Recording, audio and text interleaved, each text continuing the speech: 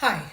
For many of you, it's going something like this. You hear or read a piece of news, a jet has crashed somewhere, or a city has been bombed, and you react.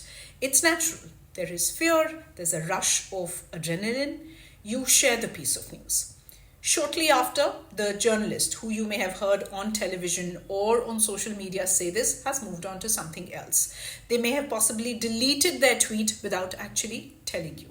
Meanwhile, your share has traveled to people in different parts of the country and the world.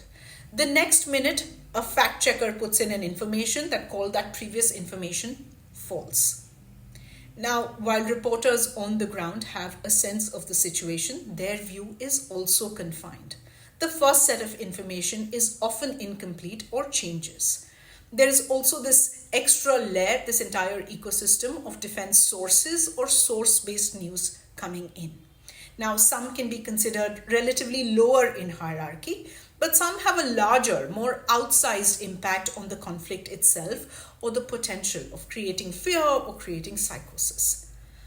The government and the Ministry of Defense are holding press conferences detailing out some crucial information every day. I am the last one to say that believe everything the government says, but the full impact of misses, of losses, of gaps, of the untold parts is only going to come out in the days ahead. Now, journalists are often told this line: you don't declare people dead, the doctor does. In a very simplistic manner of explanation, we don't get to declare people captured, the government does. This is also not a nudge from my side to say that international sources are doing better. Many of them have been found wanting when it comes to a basic understanding of this country or this conflict. There are also diplomatic double standards, and if you look at priorities, South Asia is pretty much down in the ladder.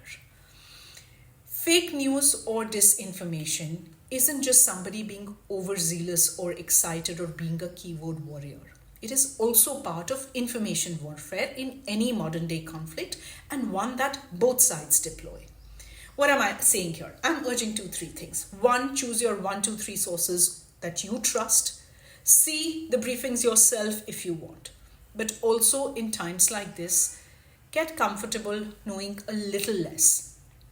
You do not need a ball-by-ball account. This is not a cricket commentary.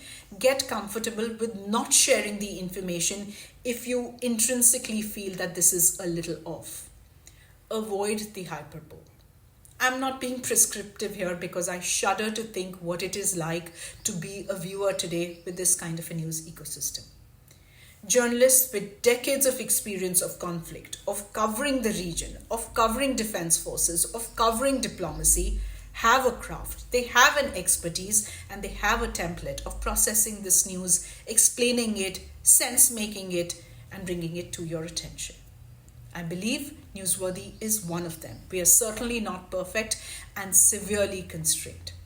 But net, all I'm saying, choose your news sources wisely, because misinformation and fake information has a cost. We'll see you again very soon.